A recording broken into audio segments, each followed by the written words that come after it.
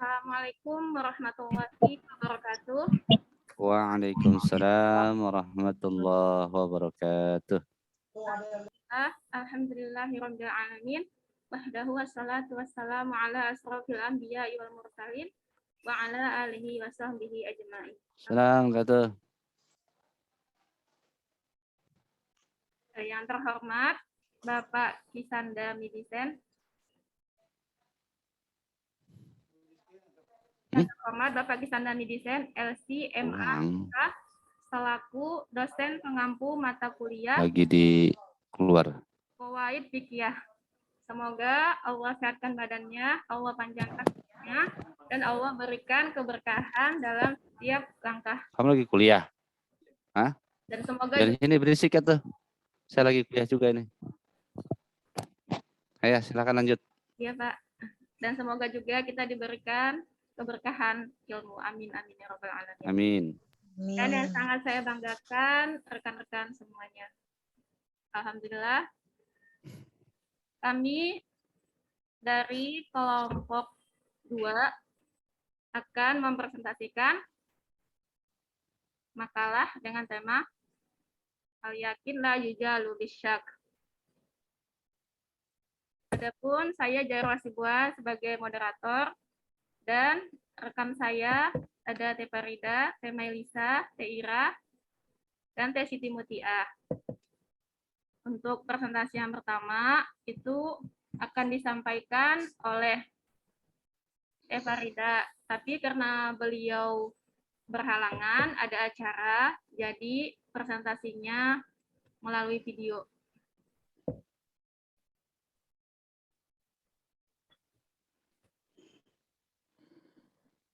Baiklah, presentasi yang pertama, sama-sama kita simak ya teman-teman.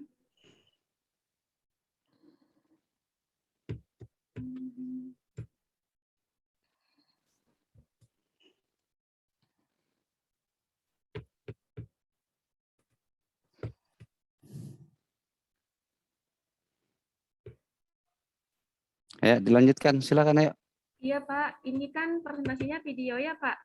Oke. Videonya ya Pak.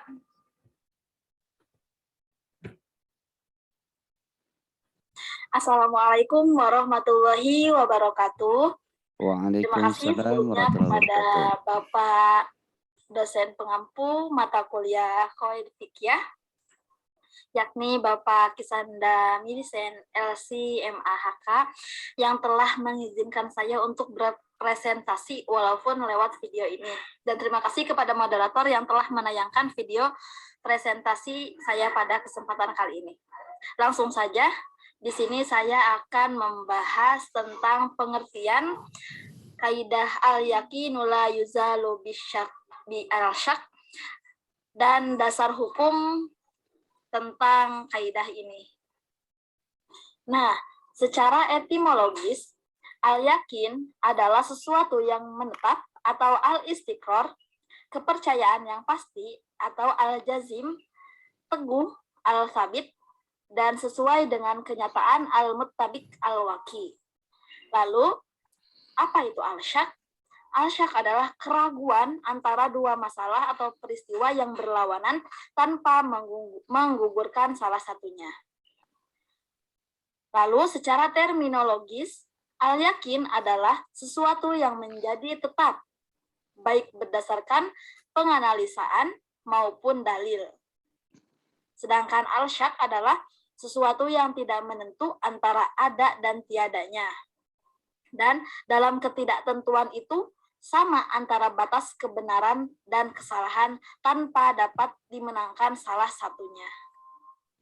Nah, dari sini menjadi jelaslah bahwa sesuatu yang hanya berdasar pada perasaan atau keraguan tidak dapat dijadikan pedoman untuk memutuskan tentang sah atau tidaknya suatu ibadah.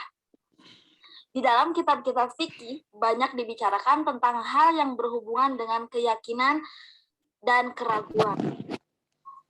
Jadi teman-teman, ilustrasi dari kaidah al-yaqinu la yuzalu bi al-syak itu hukum yang didasarkan misalkan atas keyakinan itu tidak bisa dihilangkan oleh keraguan ya, kaidahnya itu seperti itu. Kita ilustrasikan seperti kayak gini. Hukumnya tuh misalkan kita yakin suci. Ya, kita yakin suci. Kita udah yakin banget kita itu udah suci. Suci di sini tuh misalkan kita sudah berwudu ya. Kita jadi bersih dari hadas gitu kan. Nah, kalau misalkan segala sesuatu sudah kita yakini, kemudian nanti di tengah jalan itu kita misalkan menemukan keraguan-keraguan, maka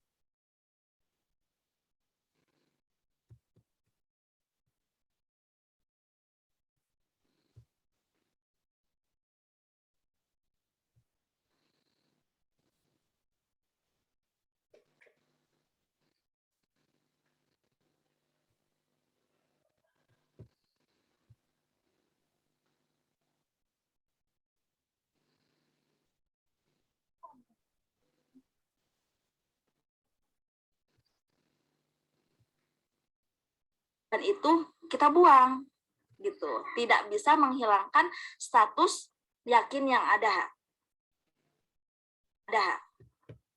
Seperti tadi kasusnya hukum yakin suci tadi. Karena sudah wudhu kan menurut dalil kita udah wudhu itu berarti suci gitu kan. Lalu ada invalid atau ada syak, keraguan. Nah, ketika di tengah jalan kita udah batal atau belum ya? Kita sudah hadas atau belum ya? Misalnya itu kita punya pemikiran keraguan seperti itu.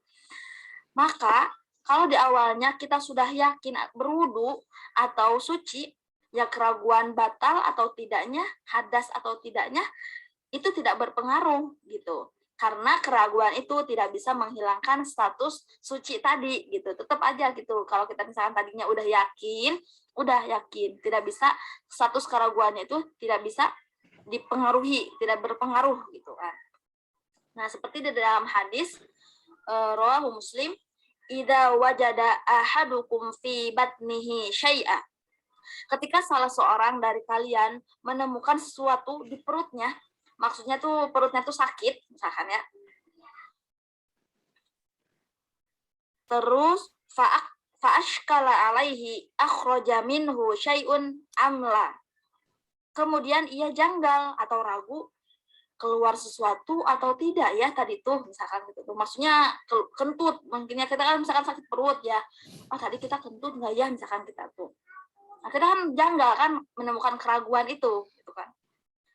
Hatta fala yakhrujanna minal masjid, maka jangan sekali-kali keluar dari masjid gitu kan. Jadi kalau misalnya kita ketika di masjid kita sakit perut gitu kan, ada yang kerasa, kita ragu, aduh kita tadi udah kentut enggak ya misalkan gitu kan, soalnya ini sakit banget. Nah, kita menemukan keraguan seperti itu, pokoknya jangan dulu keluar dari masjid sampai kapan? Hatta yasma'a sautan au yajidu rihan, rawahu Muslim.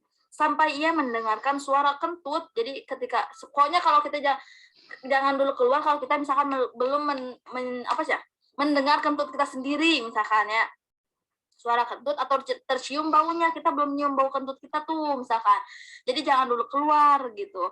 Tapi kalau misalkan sudah jelas kita kentut dan terdengar, apalagi baunya sudah tercium, baru itu dinyatakan keraguan itu tuh benar gitu kan. Jadi ilustrasinya seperti itu. Inilah ilustrasi pada kaidah al-yakinu la yuzalu bi al-syak itu.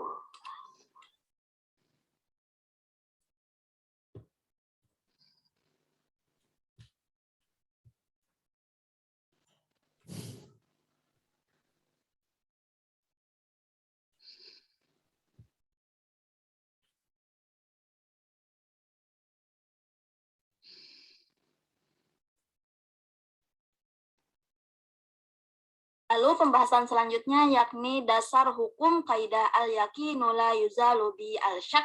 Itu terdapat di dalam Quran surat Yunus ayat ke-36 yang berbunyi A'udzu billahi minasyaitonir rajim. Bismillahirrahmanirrahim.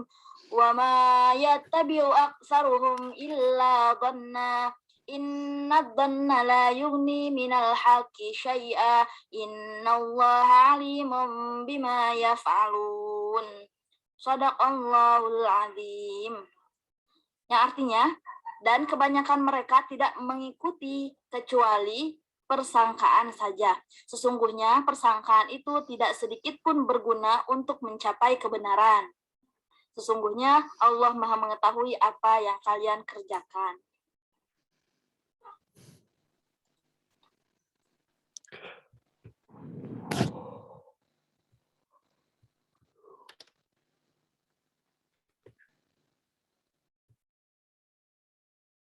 Lalu ada pada hadis lain dari Abi Al-Hawra'i Al-Sa'di berkata, aku bertanya kepada Hasan bin Ali, apa yang engkau hafal dari Rasulullah Shallallahu Alaihi Wasallam? Ia menjawab, aku menghafal hadis dari Rasul yang bunyinya, tinggalkanlah apa yang meragukanmu, berpindahlah kepada yang tidak meragukanmu. Hadis riwayat An-Nasai. Maka ketika seseorang ragu, tapi ada suatu pendukung lain yang bisa meyakinkan atau membatalkan keraguan yang ada pada dirinya, maka hal semacam itu tidak termasuk dalam kategori al-syak atau keraguan. Karena hal itu bisa dikaji, dikuatkan salah satunya dengan yang lebih meyakinkan. Namun ketika tidak ada penguat dari salah satunya dan betul-betul ragu, tidak menentukan salah satunya, maka inilah yang dinamakan al-syak. Nah, itulah pembahasan tentang pengertian dari kaidah al-yakinu la yuzalu bi al-syak dan dasar hukum kaidah tentang al-yakinu la yuzalu bi al-syak. Selanjutnya saya serahkan lagi ke moderator. Terima kasih. Wassalamualaikum warahmatullahi wabarakatuh. Waalaikumsalam warahmatullahi wabarakatuh.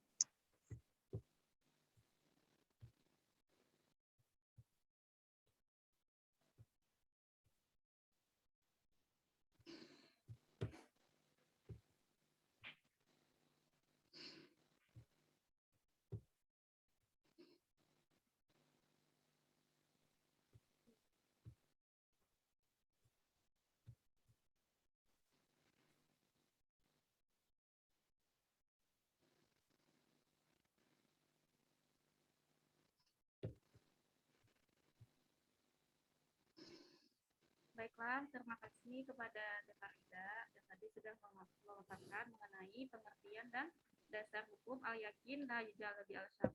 Mohon maaf teman-teman karena memang beliau lagi ada acara. Suaranya kecil. Oh, suaranya kecil ya, Pak. Ya, maaf, Pak.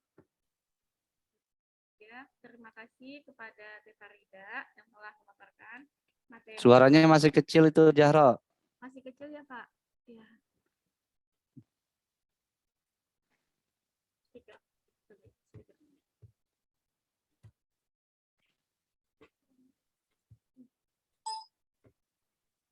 Ya, terima kasih kepada Teh Farida. Sudah kedengaran belum ya, Pak?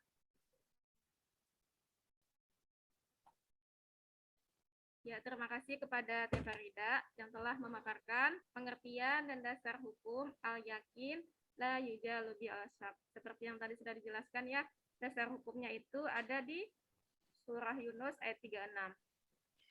Baiklah, materi selanjutnya akan disampaikan oleh Teh Mailisa mengenai cabang kaidah 1 sampai 3. Kepada Teh Mailisa dipersilakan.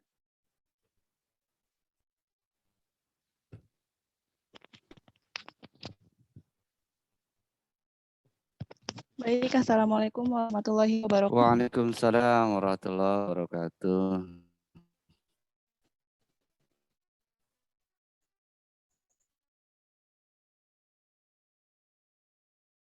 Saya melanjutkan presentasi ini. Di sini saya akan memaparkan cabang-cabang kaidah al-yakinu la yuzalu bil syak. Yang pertama itu cabangnya ada al-yakinu yuzalu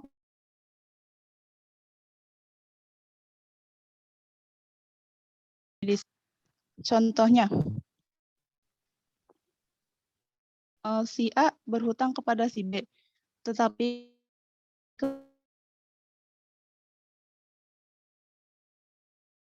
menyatakan bahwa hutang A sudah lunas, maka si A yang tadinya berhutang sekarang sudah bebas dari hutangnya. Contoh yang kedua, kita yakin sudah berwudu, tetapi kemudian kita yakin pula kita telah, buang air kecil, maka wudu kita akan menjadi batal. Dan cabang kaidah yang kedua ada anna biyaqinin la yurtafa'u illa biyaqinin. Yang artinya apa yang ditetapkan atas dasar keyakinan tidak bisa hilang kecuali dengan keyakinan lagi. Di sini ada contohnya, yaitu tawaf. Tawaf ditetapkan dengan dasar dalil yang meyakini, yaitu harus 7 putaran. Kemudian dalam keadaan tawaf, seorang ragu apakah yang dilakukannya putaran ke-6 atau ke-5. Maka yang meyakinkan adalah jumlah yang ke-5. Karena putaran yang ke-5 itulah yang meyakinkan. Contoh yang lain adalah saat kita sedang sholat. Mungkin teman-teman di sini pernah kan pas lagi sholat tiba-tiba lupa nih kita udah rakaat keberapa. Misalnya saat sholat isya, karena saking udah malamnya kita sholat, jadi kita nggak khusyuk, terus lupa udah rakaat ketiga apa keempat nih. Maka yang kita yakinin itu adalah rakaat yang ketiga. Karena di sini dijelaskan bahwa yang berhubungan dengan bilangan, apabila seorang itu ragu, maka bilangan yang terkecil itulah yang meyakinkan. Dan cabang yang ketiga itu ada al-aslu bara'atul dhimmati, yang artinya hukum asal adalah bebas seseorang dari tanggung jawab. Pada dasarnya, manusia dilahirkan dalam keadaan bebas dari tuntutan, baik hak Allah maupun hak adami. Setelah dia lahir, muncullah hak dan kewajiban pada dirinya. Misalnya, anak kecil yang lepas dari tanggung jawab melakukan kewajiban, sampai datangnya waktu balik. Dan contoh yang kedua, tidak adanya hak dan kewajiban antara pria dan wanita yang bersifat pernikahan sampai adanya bukti bahwa akad nikahnya yang sah. Dan contoh yang ketiga, seorang ragu apakah punya tanggungan qada sholat atau tidak, maka ia tidak berkewajiban mengqada sholat sebab hukum asalnya adalah terbebas dari tanggungan qada. Berbeda bila permasalahannya, apakah hari ini kita sholat atau belum, maka ia harus melaksanakan sholat. Sebab sudah ada kewajiban sholat pada hari ini yang harus dilaksanakan. Dan ketika ragu apakah telah melaksanakan kewajiban atau belum, maka dihukumi belum melaksanakan. Baik, terima kasih. Saya serahkan kembali kepada moderator.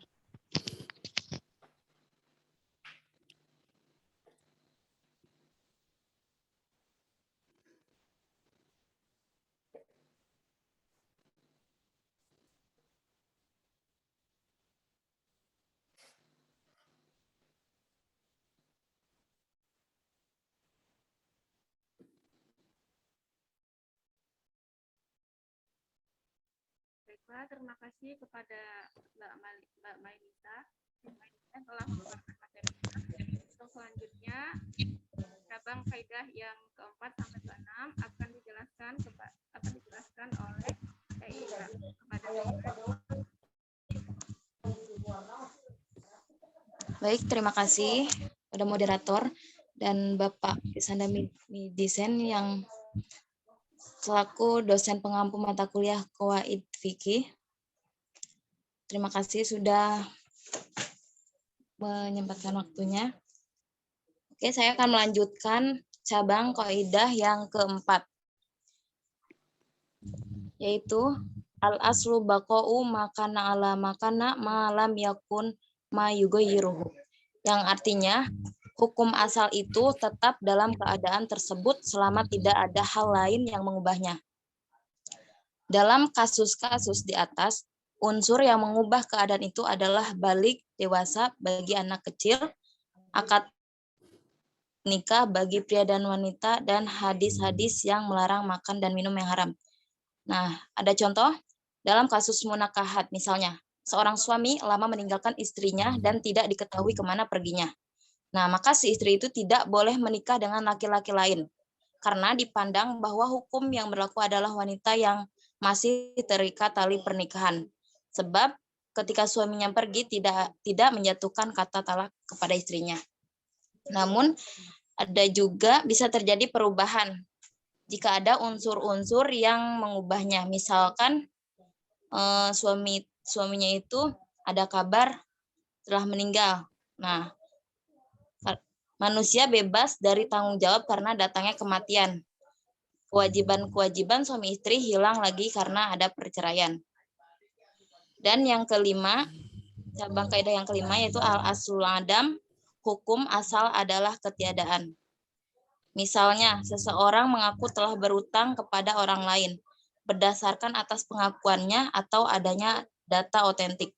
Tiba-tiba orang yang berutang mengaku telah membayar utangnya, sehingga ia telah merasa bebas dari tanggungannya. Sedangkan orang yang memberi utang mengingkarinya atas pengakuan orang yang berutang. Dalam hal ini, sesuai dengan kaidah, maka yang dimenangkan adalah pernyataan orang yang memberi utang, karena menurut asalnya belum ada pembayaran utang. Sedangkan pengakuan orang yang berutang atas bayarnya adalah perkataan yang meragukan.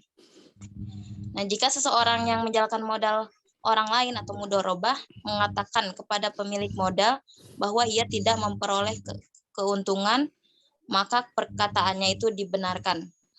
Bahwa karena memang sejak semula diadakan perikatan mudharabah belum ada keuntungan, memperoleh keuntungan adalah hal yang telah nyata karena belum bertindak, sedangkan memperoleh keuntungan yang diharapkan merupakan hal yang tidak pasti.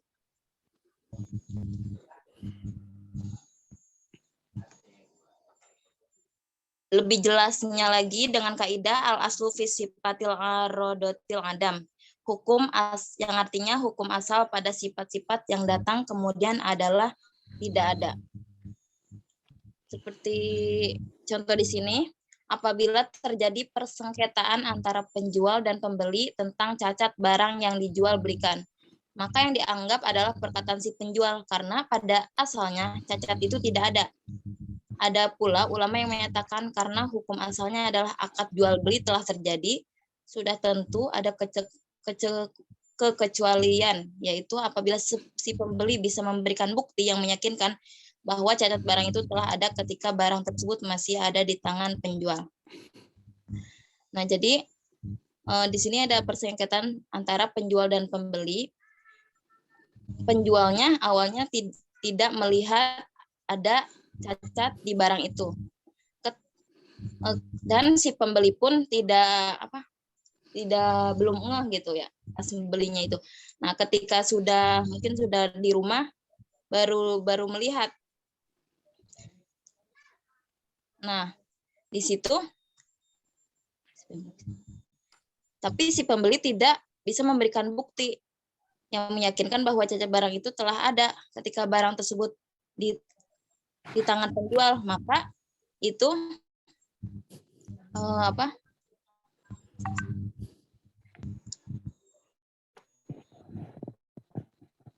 karena hukum asalnya akad jual beli telah, jadi tidak bisa dibalikin, tidak ada artinya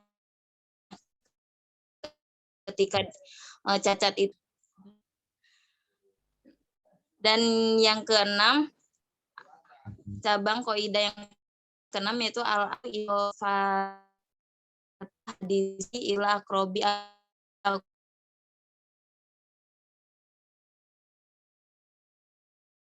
itu yang lebih jadi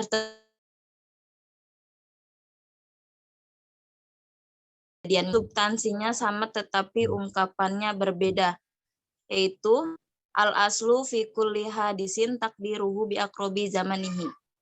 Hukum asal dalam segala peristiwa adalah terjadi pada waktu yang paling dekat kepadanya. Apabila terjadi keraguan karena perbedaan waktu dalam suatu peristiwa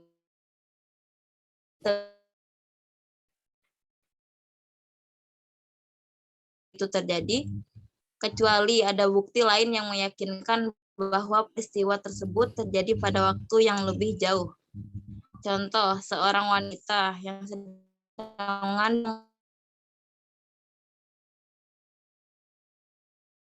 beberapa bulan, bayi itu meninggal. Maka meninggalnya si bayi itu tidak disandarkan kepada pemukulan yang pada waktu yang telah lama, tapi disebabkan hal lain yang merupakan waktu yang paling dekat kepada kematian. Baik, terima kasih. Saya serahkan kepada moderator.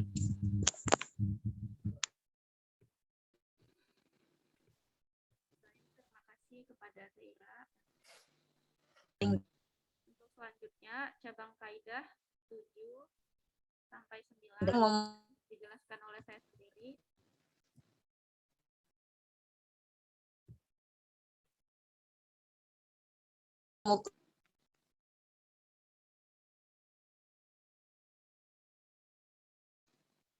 Baiklah, mengenai al-aslu fil asya'il ibahatu hatta yadullu dalilu ala tahrim. Hukum asal segala sesuatu itu adalah kebolehan sampai ada dalil yang menunjukkan keharamannya. Contohnya seperti ini, teman-teman.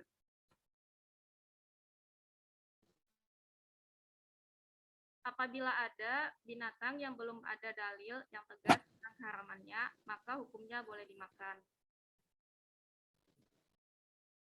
Kalau di kalangan mazhab Hanafi, ada pula kaidah al-aslu fil asya'i hadur. Hukum asal segala sesuatu adalah larangan atau haram. Kemudian oleh para ulama, kaidah tersebut dikompromikan menjadi dua kaidah dalam bidang hukum yang berbeda, yaitu al-aslu fil asya'il ibahatu hatta yadullu dalilu ala tahrim. Hukum asal segala sesuatu itu adalah kebolehan sampai ada dalil yang menunjukkan keharamannya. Kaidah ini hanya berlaku untuk bidang fikih muamalah, sedangkan untuk fikih ibadah, kaidah yang digunakan itu adalah al-aslu fil ibadati butlan hatta yaqumad dalilu alal amri. Kaidah di atas semakna dengan kaidah la hukma lil af'ali qablu wurudis syar'i. Jadi tidak ada hukum terhadap suatu perbuatan sebelum datangnya syariah. Al-maskuka fi wujubihi la yajibu fi'luhu. Yang meragukan tentang hukum wajibnya, maka tidak wajib dilakukan.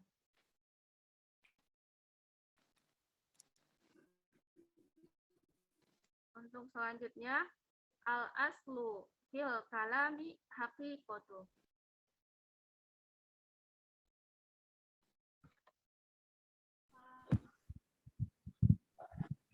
Mohon maaf teman-teman, tadi sinyalnya hilang. Ya, dilanjut. Pak, baik Pak. Lanjut ya.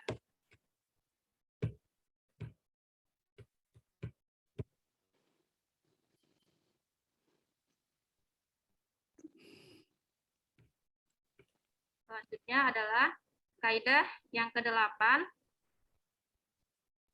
Al-aslu fil kalami haqiqatu. Hukum asal dari suatu kalimat adalah arti yang sebenarnya.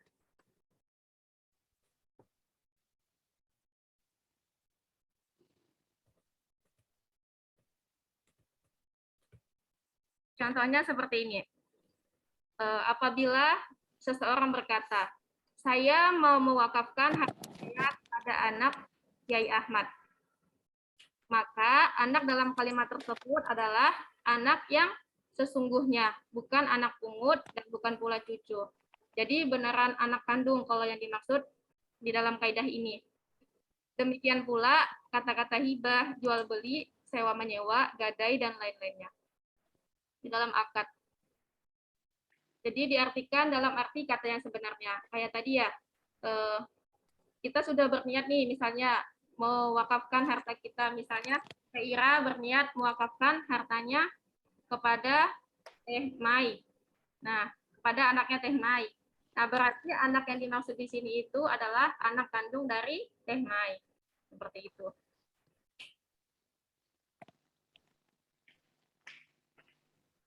Jadi, Qadi Abdul Al-Wahhab Al-Maliki menyebutkan dua kaidah lagi yang berhubungan dengan kaidah al-yakin la yujalu bi al-syak, yaitu itu adalah kaidah yang ke-9. La ibratu bi dhannil ladzi yadhharu khata'uhu. Tidak dianggap atau diakui persangkaan yang jelas salahnya.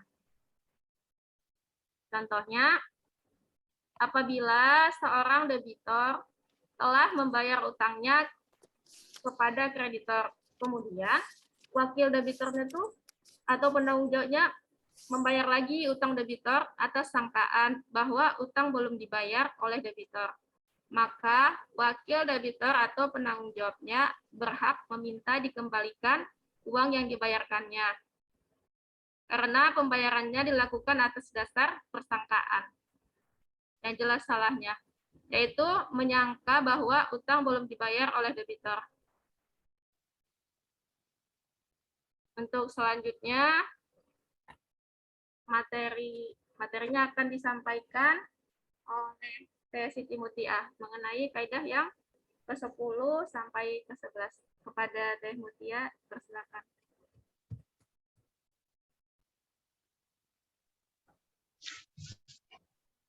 Bismillahirrahmanirrahim. Assalamualaikum warahmatullahi wabarakatuh. Waalaikumsalam warahmatullahi Warahmatullahi wabarakatuh. Terima kasih kepada moderator dan terima kasih pada Bapak Kisanda Medicine LCMA HK selaku dosen pengampu.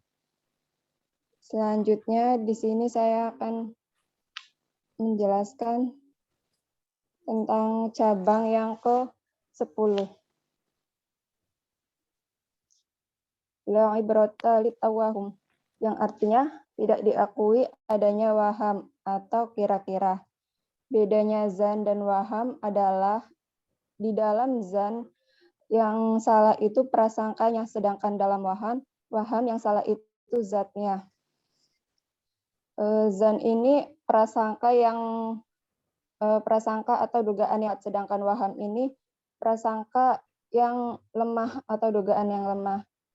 Contohnya, apabila seseorang meninggal dengan meninggalkan sejumlah ahli waris, maka harta yang diwariskan dibagikan di antara mereka. Mereka di sini anak kandung mungkin. Sedangkan anak angkat atau yang masih waham, masih kira-kira tidak diakui.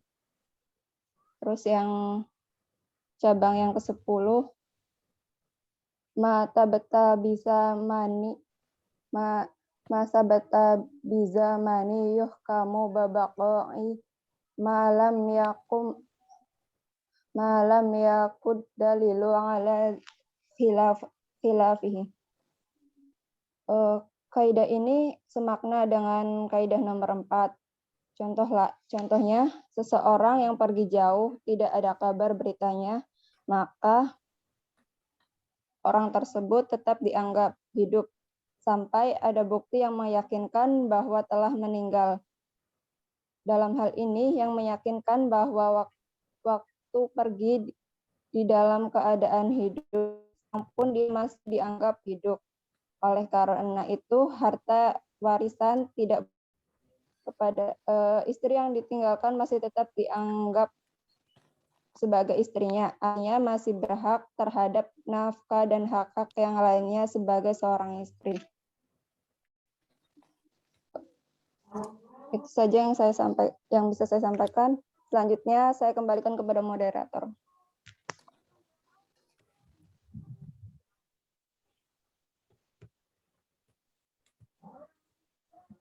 Bapak, maaf, di sini lagi azan. Berhenti sebentar dulu ya, Pak. Baik, baik.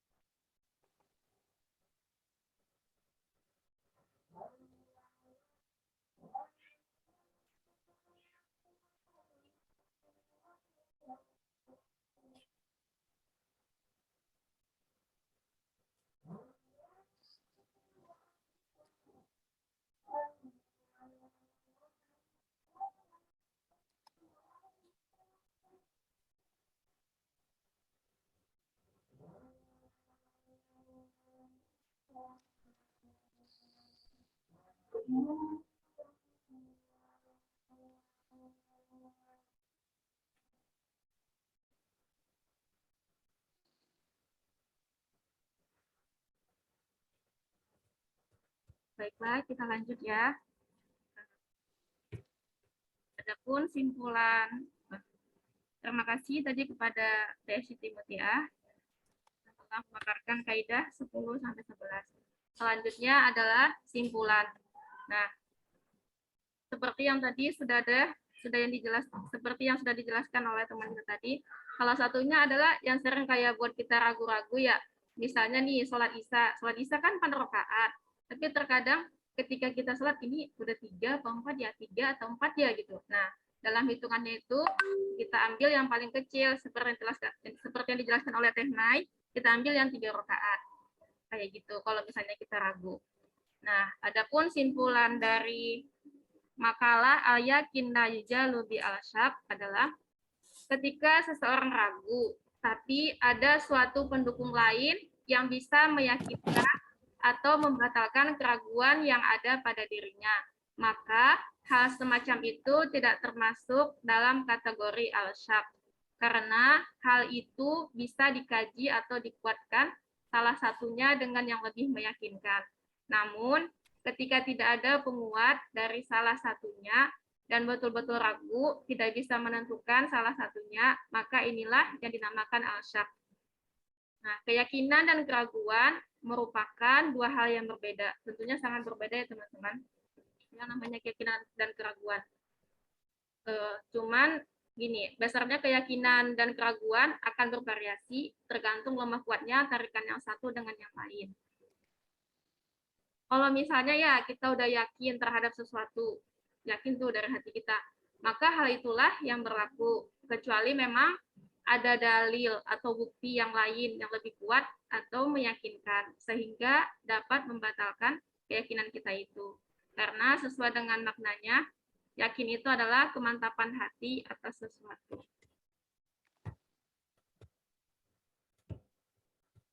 Baiklah, demikianlah presentasi kami. Sekian dan terima kasih. Baik, saya ucapkan terima kasih kepada kelompok 2 yang telah mempresentasikan materi tentang kaidah yang kedua dari kaidah al-asasiyah al-kubra, yaitu al-yaqinu la yuzalu bisyak, bahwa keyakinan tidak dapat dihilangkan dengan adanya keraguan. Tadi sudah disampaikan terkait dengan kaidah-kaidah cabang dari kaidah yang utama tersebut. Sampai ada berapa tadi? Ada banyak ya. Ada 11 ya. Iya Pak, ada 11 kaidah. Ada 11 kaidah cabang dan juga sudah diberikan contohnya masing-masing ya. Ahsantum ya. Kemudian sekarang kita masuk kepada sesi tanya jawab kepada teman-teman yang lain. Jika ada yang belum dipahami atau ada yang ingin ditanyakan seputar permasalahan-permasalahan dari kaidah al-yakin la yuzalu bisyak ini, ya monggo silahkan dipertanyakan, nanti kita akan diskusikan. Silakan teman-teman yang lain. Ya, teman-teman, ya, kalau ada yang ingin ditanyakan, silakan. Atau mungkin ingin menambahkan tentang materi yang tadi, mangga. Oke, bagi yang lain, saya ingin pertegas kembali, apakah pemaparan materi dari kelompok 2 tadi sudah dapat dipahami dengan baik atau belum?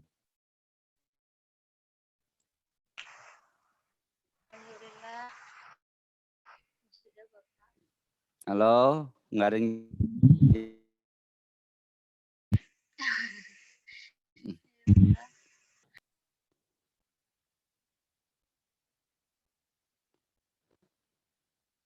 Ini orangnya pada ada apa enggak sih? Ada, Pak. Ada, Pak.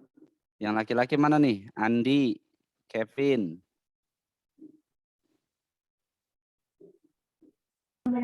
Ada, Pak. Ayo silakan ditanyakan kalau masih ada yang belum paham.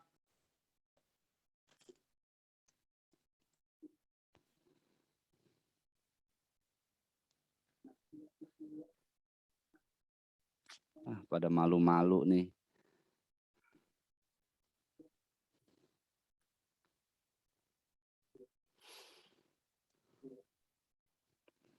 Oke, saya ingin ajukan pertanyaan kalau begitu.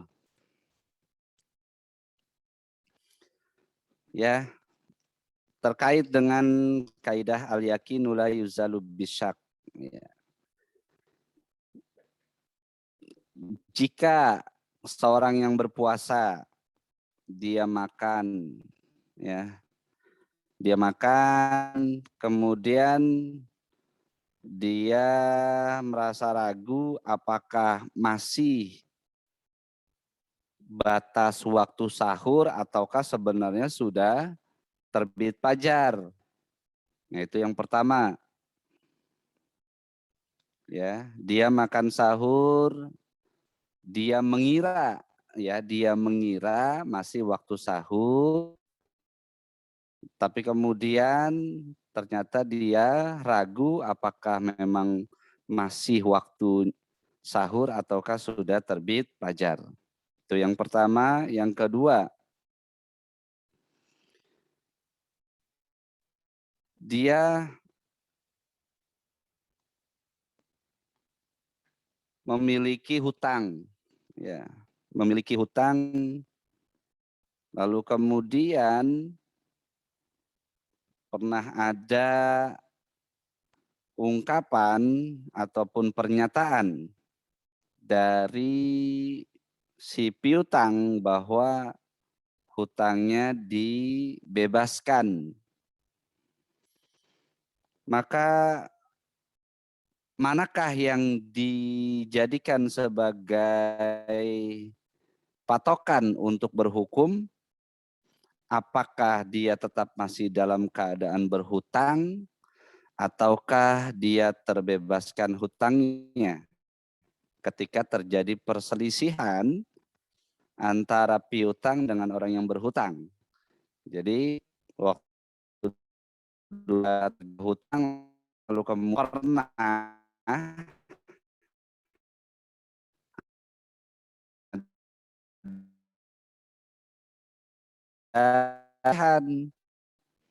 ya, si piutang tadi tetap nagih kepada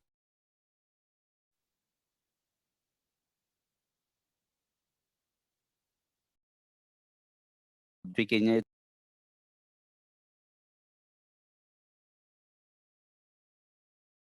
teman-teman yang lainnya. Bapak, maaf, pertanyaan yang kedua tadi Boleh tolong diulang nggak, Pak? Yang mana? Yang tentang hutang, Pak. Hutang piutang. Yang tentang hutang. Ya, Bapak. Oke.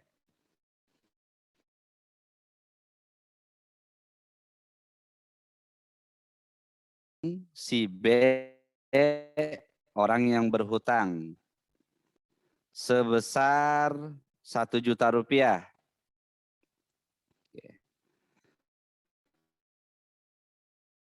Lalu kemudian piutang ini si A ini pernah bilang, udah nggak usah dibayar, saya bebasin si selaku piutang.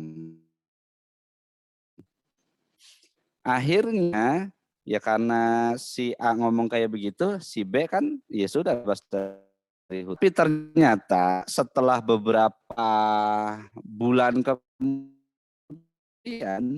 kepada si B, bayar dong hutangnya 1 juta lah, hutang udah berbulan-bulan nggak dibayar-bayar. Lalu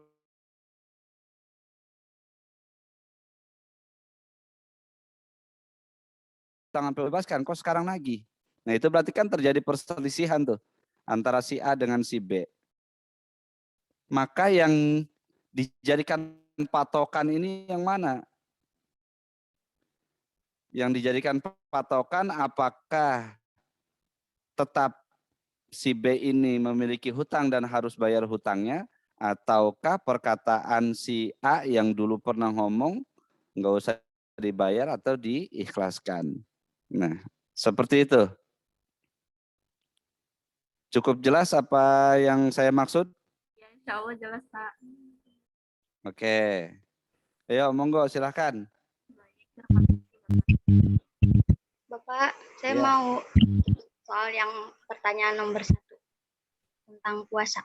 Oke. Puasanya itu tetap dipandang sah Mhm. karena menurut yang asal adalah berlakunya waktunya itu masih malam bukan waktu fajar. Mhm. Mungkin cukup segitu, Pak. Oke, apa yang masuk ke dalam kaidah itu apa? Kaidah yang tepat dari kaidah cabang untuk penerapan masalah tadi itu apa kaidahnya?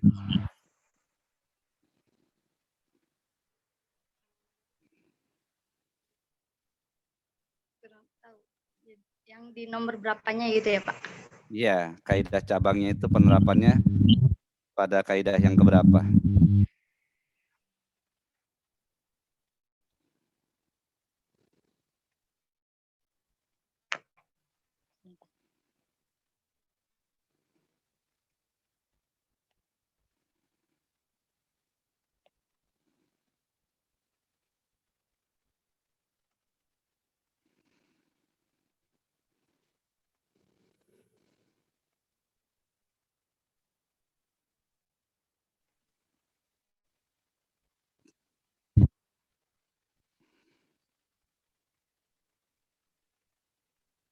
Kaidah ke-1 bukan, Pak? Karena maksudnya ada bukti lain. Buktinya itu kalau langitnya masih gelap. Oke, bisa. Kemudian kira-kira kaidah apa lagi yang bisa untuk masuk ke kasus tersebut?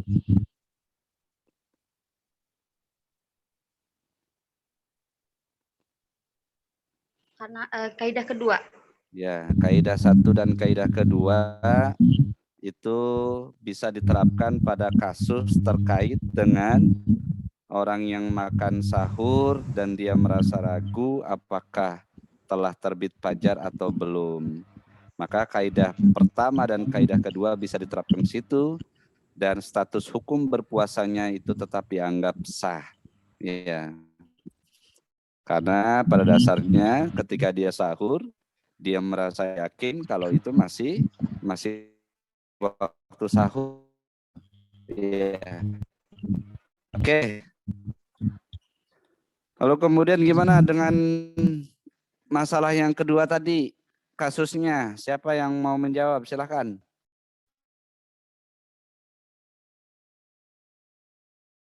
Menjawab ya, Pak. Mungkin mungkin itu masuk ke kaidah al-aslul adamu ya Pak. Hukum asal adalah ketiadaan. Jadi kayak yang tadi. Oke, penjelasannya bagaimana? Iya, yang si B-nya kan ini kan orang yang utang ya Pak. Terus kemudian itu udah bilang jangan dibayar, udah lunas. Tapi itu bisa masuk ke al-aslul adamu jika emang ada bukti yang jelas dari perkataan si A itu kalau dia bilang udah lunas kayak gitu Pak. Harus ada buktinya. Jadi status hukumnya bagaimana?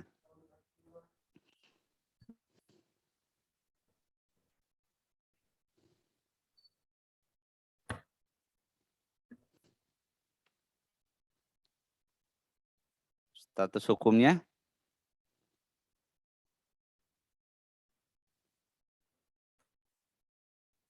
Jadi status hukumnya berarti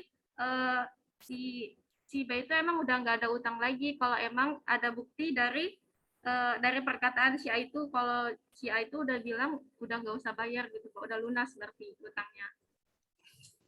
Oke. Status hukumnya sebenarnya benar, tapi itu adalah status hukum yang kedua.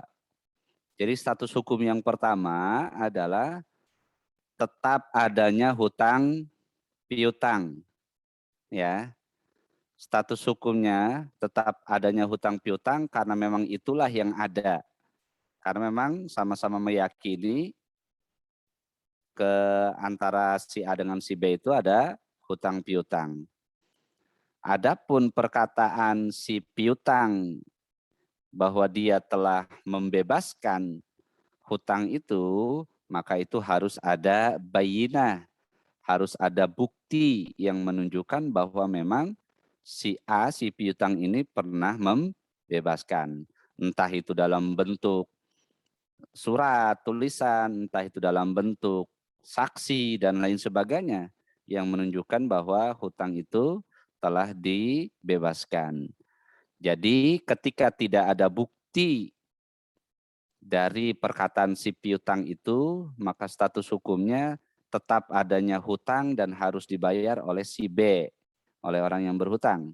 Tetapi ketika adanya bukti bahwa hutang itu sudah dibebaskan, maka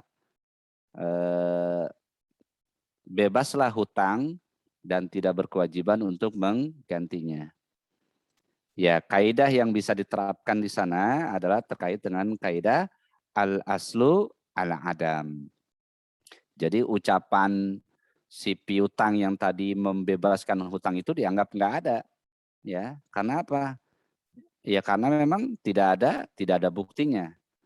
Kecuali kalau ada buktinya maka nanti akan dijadikan sebagai dasar. Tapi ketika tidak ada buktinya, nggak ada saksi, nggak ada catatannya, hanya sebatas omongan, ya ternyata kemudian menjadi perselisihan, maka al-aslu al-adam. Jadi perkataan membebaskan hutang itu dianggap tidak pernah ada.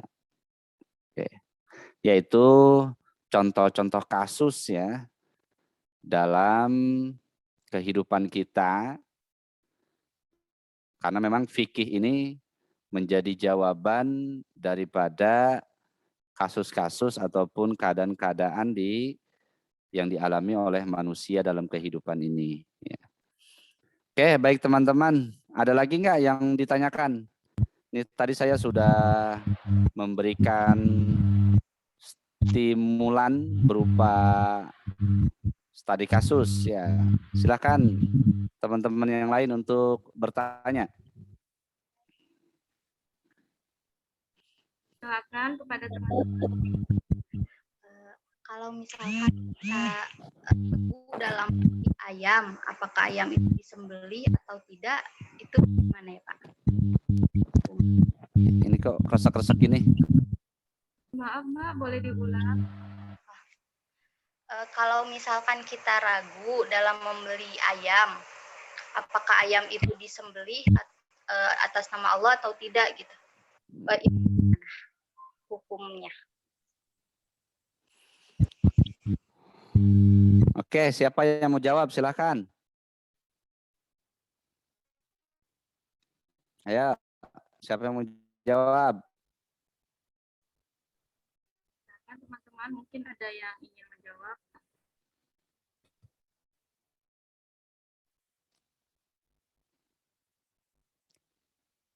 Ayo dijawab ayo.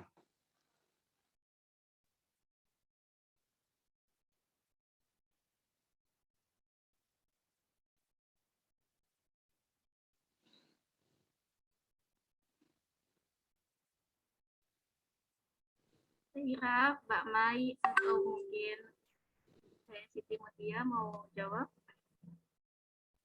Silakan jawab.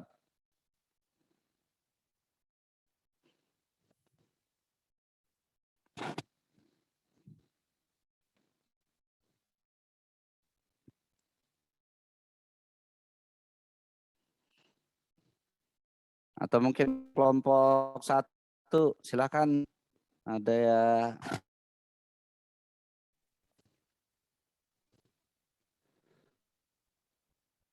Jahro, Irayati, siapa lagi? Melisa.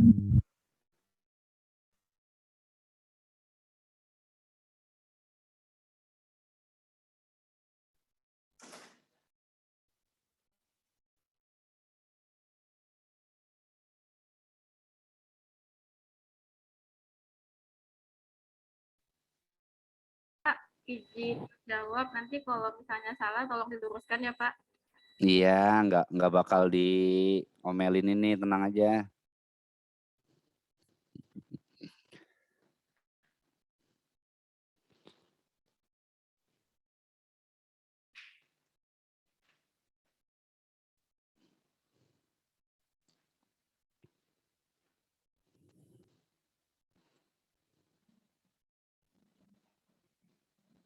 Izin menjawab pertanyaan dari Mbak Widya ya. Pada Mbak Widya pertanyaannya, di hukum asal sembelihan itu tadi kan ragu ya, ayamnya kalau misalnya kita membeli ayam itu gimana sih hukumnya disembelihnya gitu. Nah, hukum asal sembelihan itu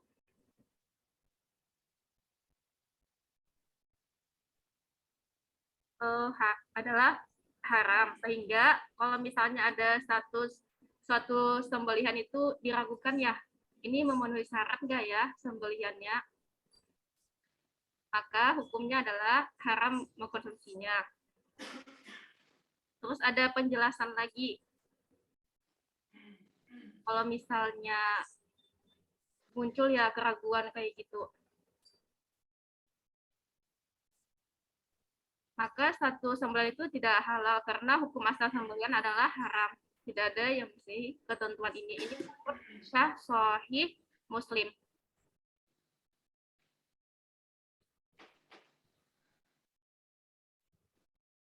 Ibnu Al-Qayyim rahimahullah juga menuturkan, mengingat hukum asal sembelihan adalah haram dan diragukan apakah sembelihan telah memenuhi syarat ataukah tidak, maka status binatang buruan tetap pada hukum asalnya, yaitu haram.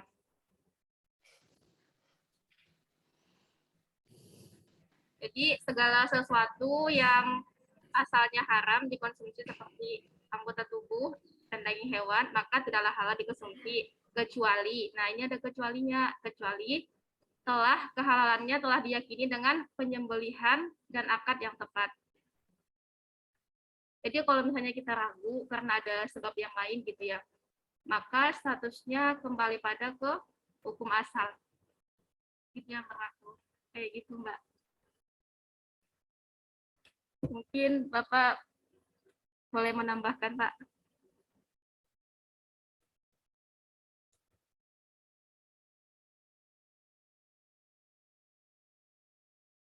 Pertanyaannya begini.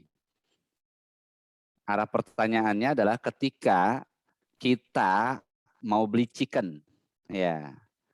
Ketika kita mau beli ayam sayur, bukan ayam sayur ya, sayur ayam. Kalau ayam sayur mah istilah apa itu? Ntar ada ayam sayur, ada ayam kampus, ya. Kita mau beli sate ayam, kita mau beli soto ayam, pokoknya yang ada ayam-ayamnya lah. Nah itu apakah ayamnya itu disembelih dengan baca bismillah, disembelih dengan baik ataukah tidak? Kan itu misalkan kemudian menjadi pertanyaan. Ada satu muamalah yang kemudian kita landasannya adalah husnuzon. Ketika penjualnya itu adalah orang muslim, ya penjualnya orang muslim, ya, maka landasannya adalah husnuzon. Ya, landasannya adalah husnuzon. Maka kita berhusnuzon bahwa ayam itu disembelih dengan baik dan benar. Itu. Kita husnuzon kita sebagai seorang muslim. Karena kan kita sebagai sesama muslim harus husnuzon. Tidak boleh suuzon. Maka kita tidak perlu mempertanyakan. Ya, tidak perlu mempertanyakan terkait dengan status ayam itu. Apalagi kemudian kita mempertanyakan ini status ayamnya ini boleh beli apa boleh mencuri. Iya kan? Oke, misalkan ayam itu disembelih dengan baik, dengan benar, baca bismillah, tapi ternyata ayam itu boleh mencuri. Iya kan? Makanya kita tidak bisa untuk mempertanyakan itu dalam muamalah kita terhadap sesama muslim. Karena landasannya adalah husnuzon. Ya kita beli chicken ya udah beli chicken aja. Tanpa kita kemudian bertanya, Bu beli chicken, ini ayamnya ini dipotong masih fresh apa ketika sakit baru dipotong? Ini ayamnya dipotong pakai bismillah atau tidak? Ini ayamnya boleh dari hasil yang halal, ternak boleh beli, boleh ngasih ataukah boleh mencuri? Ntar yang ada jadi berantem itu. Beli kagak, berantem iya. Ntar akhirnya tukang chickennya, lu ngajakin berantem apa mau beli? Ya gitu.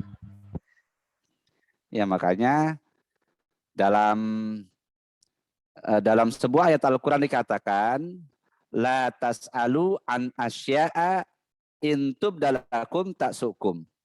Jangan kita mempertanyakan sesuatu yang kalau kemudian kita pertanyakan justru itu akan mempersulit dan akan menjadi masalah. Ya.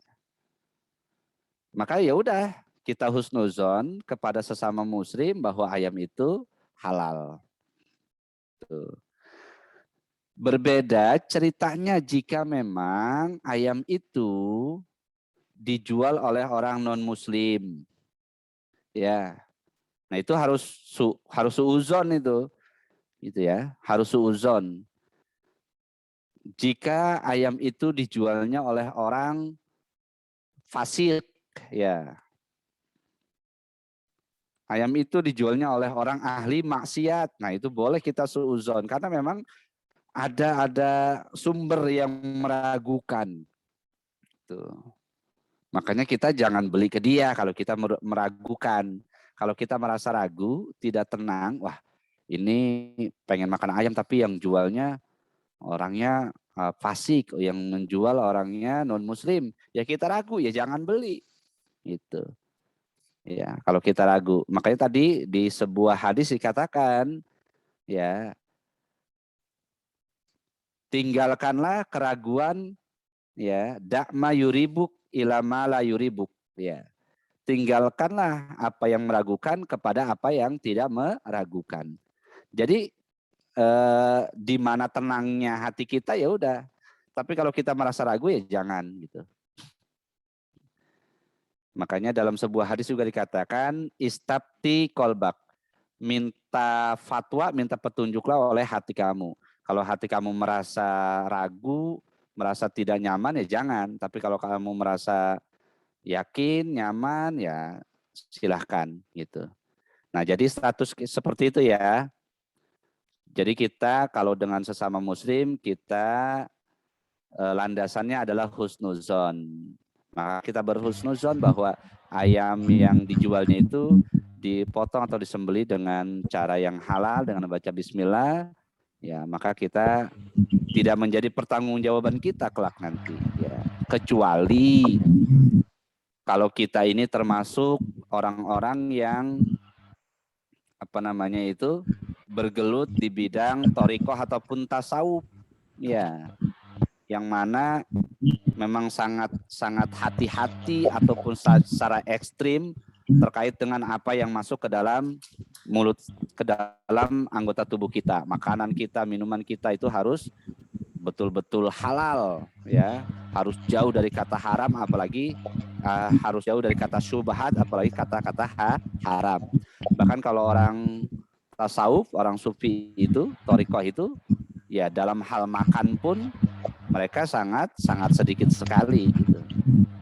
Tapi kita secara awam, secara umumnya ya sudah, kita berinteraksi, bermuamalah dengan husnuzon terhadap sesama muslim. Seperti itu, ya. Bisa dipahami dengan baik? Makasih banyak, Pak. Oke, baik teman-teman. Kita rasa sudah cukup perkuliahan kita pada hari ini. Terima kasih kepada kelompok 2 yang telah mempresentasikan materi tentang al-yaqinu la yuzalu bisyak dengan presentasi yang sangat bagus sekali. Dan ini nanti bisa dicontoh pada kelompok ketiga, 4, dan 5 ya. Baik, mudah-mudahan bermanfaat. Mari kita akhiri pembelajaran kita dengan membaca doa kifaratul majlis. Subhanakallahumma wa bihamdika asyhadu an la ilaha illa anta astaghfiruka wa atubu ilaik. Terima kasih. Assalamualaikum warahmatullahi wabarakatuh. Terima kasih banyak, Ustaz. Sama-sama. Terima kasih banyak, Mbak. Mohon maaf atas segala kesalahan. Assalamualaikum warahmatullahi wabarakatuh. Waalaikumsalam. Izin lab ya.